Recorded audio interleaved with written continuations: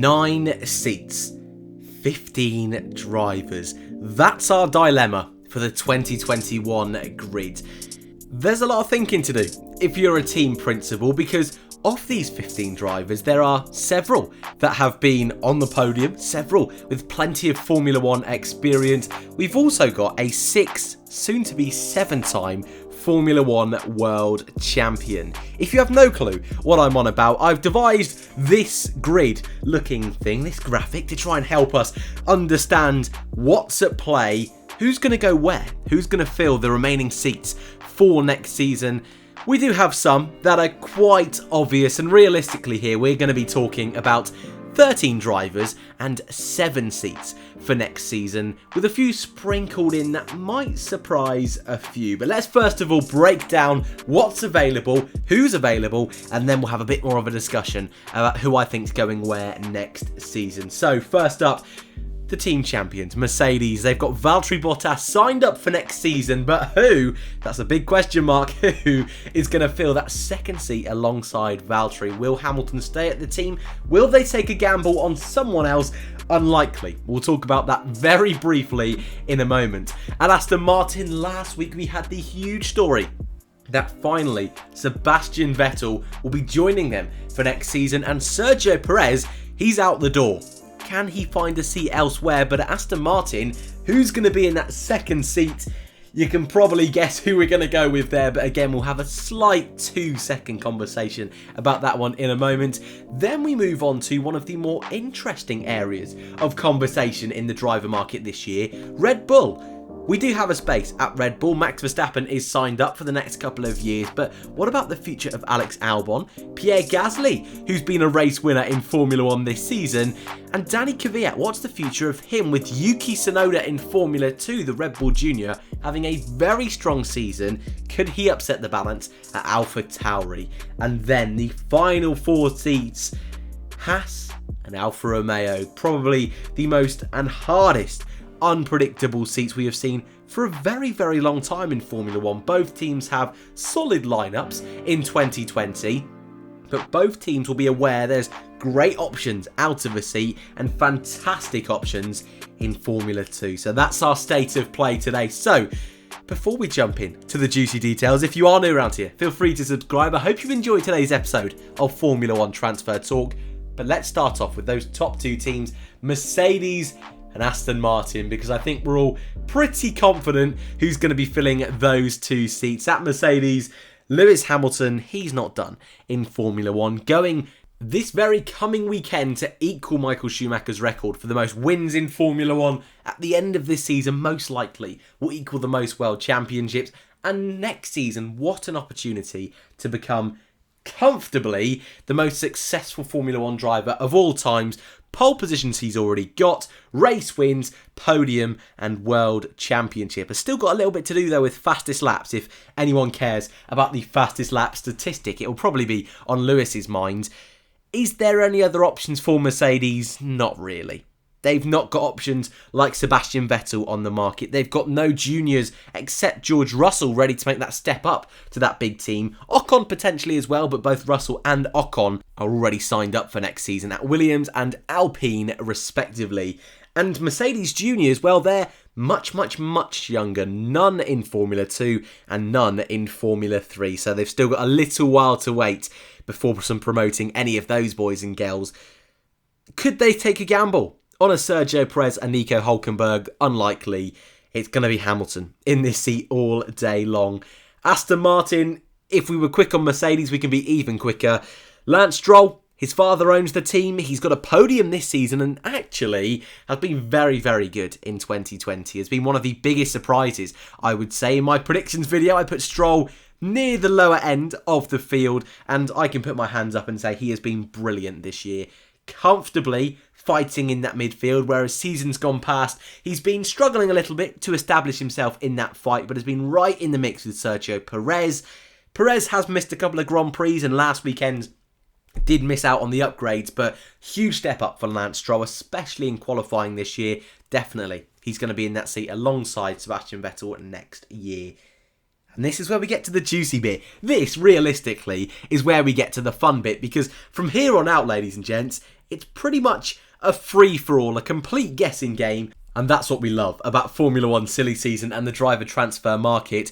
We'll start off with the slightly easier one to predict, but I still think it's going to be tricky, and that's the Red Bull and AlphaTauri situation. If you're a casual Formula 1 fan, you're not quite sure the relationship between these two. Red Bull is the big daddy team, the number one team, but they have a sister team also owned by Red Bull, AlphaTauri, and traditionally AlphaTauri houses the two juniors for Red Bull, and when they are deemed good enough, great enough, they will get promoted to Red Bull. So, Max Verstappen, he's signed up at Red Bull, but who's going to be in that second seat? Currently, it's Alex Albon, got his first ever Formula 1 podium last time out, but the weekend before that, current AlphaTauri driver Pierre Gasly won his first Grand Prix. So I think we can all agree it's between Albon and Gasly for that Red Bull seat. And at the moment, if Albon can continue how he has been over the course of 2020, or at least continue the development he's had over 2020, I don't think they'll make any changes. They've been very vocal in backing Alex Albon, not wanting to repeat the mistake they made with Gasly by getting rid of him too early. I also think Helmut Marko, Christian Horner, the Red Bull team are a very, very proud team. And I think making that decision to bite the bullet, to hold their hands up and say they made the wrong decision by getting rid of Pierre Gasly, I'm not too sure how reluctant they're going to be to do that. Maybe in a couple of years' time, if Alex is still struggling to get a little bit closer to Max Verstappen, and if Gasly is continuing to be an absolute boss in that AlphaTauri, they could make a decision. But at the moment, I think it's fine as things are. And I know that hurts as a Formula 1 fan to say things are fine, because in a realistic world, we would all love to see the best drivers in the best car. But that's not how Formula 1 works. Red Bull have one of their best drivers in the world in Max Verstappen in their car. And whilst they need a solid number two, a Daniel Ricciardo-esque, if you will, I think Albon has the potential to get to that level. He's only still in his second season of Formula 1. Would Gasly be a solid replacement? Sure. He's a race winner, and even forgetting that race winner, Italy, he's been fantastic this year. Just like Lance Stroll, one of the standout surprises of 2020. But Red Bull will have it in the back of their minds that it would be a risk to promote him. He wasn't great, Pierre Gasly, when he was at Red Bull. He did make mistakes. He was not on the level of Max Verstappen. And whilst I believe, and I think a lot of us would agree, that Gasly has got better, he's taken that pushback and that setback, and he's really turned it into a positive change for himself and has got better and better and better over the last 12 months. I think he would be great at Red Bull. I just don't see the team changing things up next season. I think they're going to keep it as it is, but it's such a tricky situation to decide. And realistically, this particular one is one that in a couple of race weekends' time, I could look really, really silly, like I normally do with these kind of predictions videos.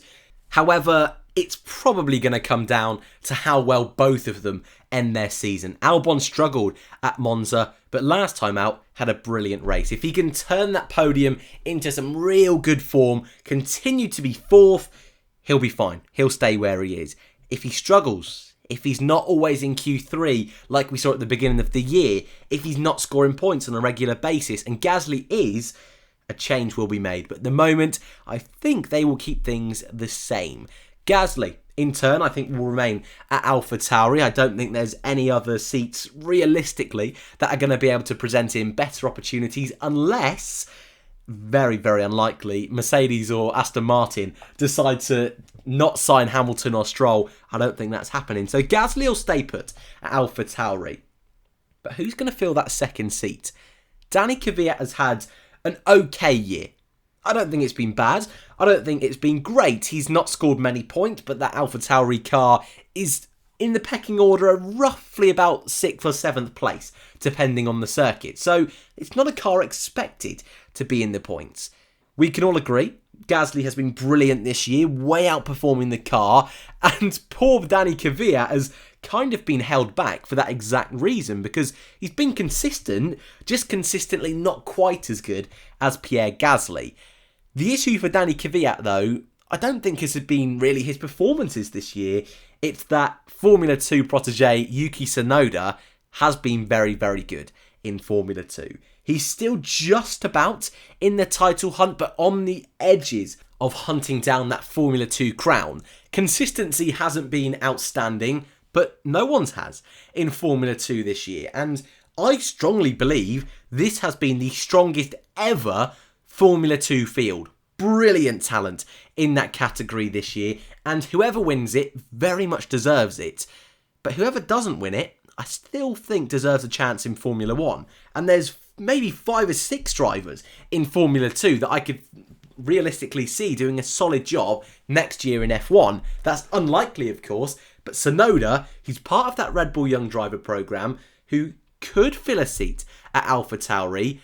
I think it's got a really, really good chance. It's all going to depend on how he ends this season and how Danny Kvyat ends this season. If Kvyat continues to be beat by Pierre Gasly, I think they will consider a change. If Tsunoda finishes in the top 5, Helmut Marko has said 4th, but he needs top 5 for super license points, I think they'll make the change. Tsunoda has been, at times, untouchable in Formula 2. There have been times where he has been so unlucky with late safety cars, red flags. That's happened to a lot of drivers this year in Formula 2, but it's more than fair to say that Tsunoda has had more than his fair share of bad luck this season.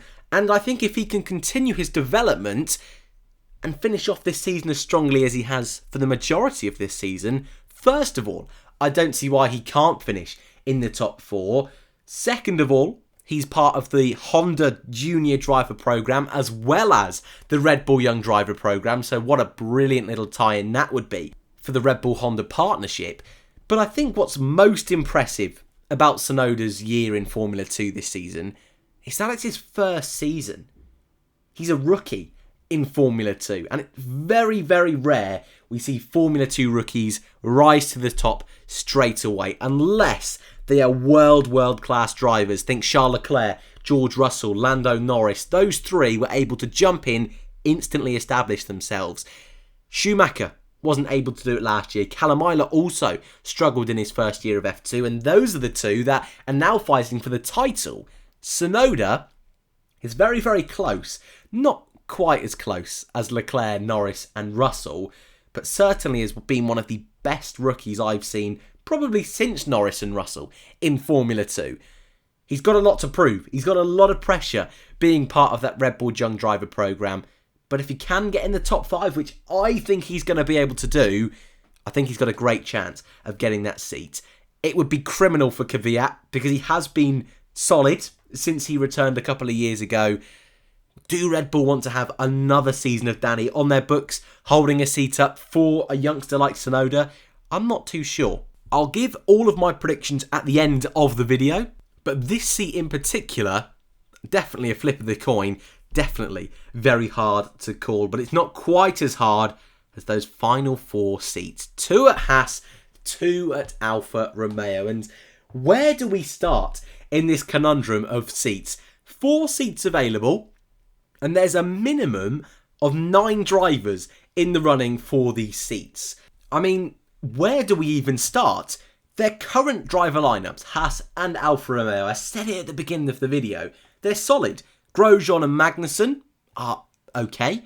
Raikkonen and Giovinazzi are okay. If you can get these drivers at their very best, there's no reason to change. But these drivers aren't at the peak of their careers, and a couple of them this year are having really, really difficult seasons. I think we'll start off with Haas, finish on Alfa Romeo, and the Haas pair this year is so difficult to judge. The car has been far more predictable than last year's car ever was. It's just a shame that it's not as good as last year's car, and points are so hard to come by. They've had 1 points finish all season long. That was Kevin Magnussen in Hungary. But I think overall this year, Grosjean's been the better of the 2, having a better average qualifying, a better average race finish, and Kevin Magnussen, not that he's particularly been slower than Grosjean this year, has just been very, very inconsistent, has 4 race finishes, 5 DNFs in 2020, has made not only mistakes in the races, but also in qualifying most recently in Monza when he did get through to Q2 but made a mistake out of the second Lesmo, lost it on the exit of the corner. And he's been a driver who we've got used to being consistent in that Haas over the last couple of years. I just wonder whether that love between him and the team is kind of running out a little bit. We saw glimpses of this in Drive to Survive last year, and look, it might very well be that K-Mag and Roman, they're great characters in Formula 1, and maybe it's just their media portrayals are a little bit inaccurate, I think is a good way of putting it. But nevertheless, there have been plenty of rumours of Kevin moving over to IndyCar, which I think would be a great fit. It would also be quite hypocritical for the team to get rid of K-Mag after one bad season, whereas they let Grosjean stay in 2018, and 2019 wasn't quite as bad, but 2 subpar years for Grosjean, they let him stay, 1 not so great year for Magnussen, they let him go. Not particularly fair in the world of Formula 1, but I suppose some things never are fair in F1. From a Grosjean point of view, I think he's been good this year.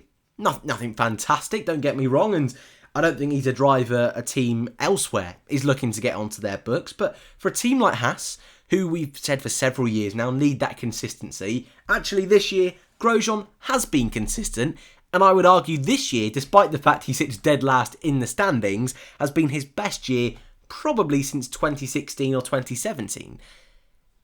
Is this going to be his final year? That's the killer question. Do the team want a refresh? I'm leaning on most likely they probably do.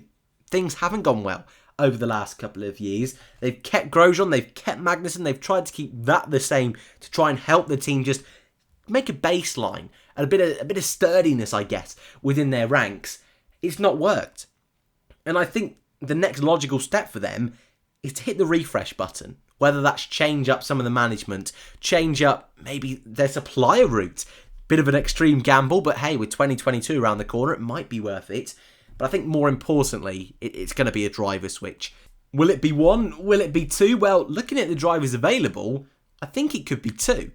And I think, and I'm going to say very similar things when we get to Alfa Romeo in a moment, with the drivers available in the market, take a driver with experience and take another driver with no experience, but has that fire, that hunger to prove themselves in Formula 1 and has the potential to be something really, really special. Perez and Hülkenberg, Grosjean and Magnussen as well, I guess we'll throw in, are going to be your drivers in that fight for the experience seat. Grosjean or Magnussen, that's going to have to be a team choice. And it may well be that Magnussen decides to go to IndyCar and Grosjean decides to retire. Hülkenberg and Perez, well, there's your toss of the coin. Both of them have been great in Formula 1, consistent in Formula 1. I feel that maybe the North American link with Perez would be something really fun to look into, but I just feel that Hülkenberg is a slightly better fit for Haas.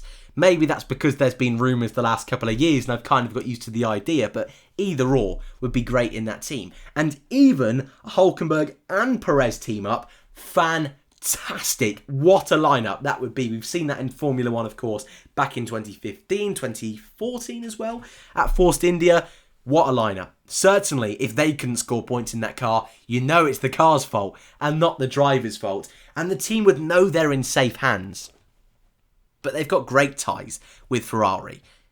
Why not use them to sign up one of Ferrari's juniors? There's not enough seats at Ferrari to fill all of their junior academy. They've got so many drivers, but more importantly this year, they've got so many fantastic young drivers. We'll get onto Alfa Romeo in a second, and I believe they're definitely going to take at least one young driver. Schumacher, Eilert, Schwartzman, all of them race winners in Formula 2 this year, feature race and sprint race winners in their Formula 2 careers. Schumacher's ready, Eilert's ready. The question is then Robert Schwartzman, who was so quick out of the blocks at the start of the season, of late started to struggle a little bit, and I think we'll get a better picture over the next couple of race weekends in Formula 2 as the season winds down on whether he can really take this championship fight to Eilert and Schumacher, or if he needs another year in F2. And that leaves Callum Eilert and Mick Schumacher. It's going to be a showdown, I believe, between these two for the F2 championship. Whoever wins it definitely deserves to get a seat in Formula 1.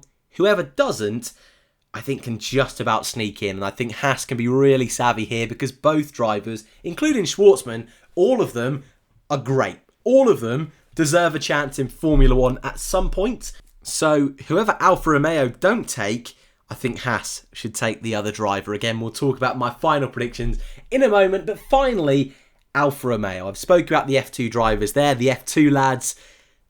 One of them has got to end up at Alfa Romeo.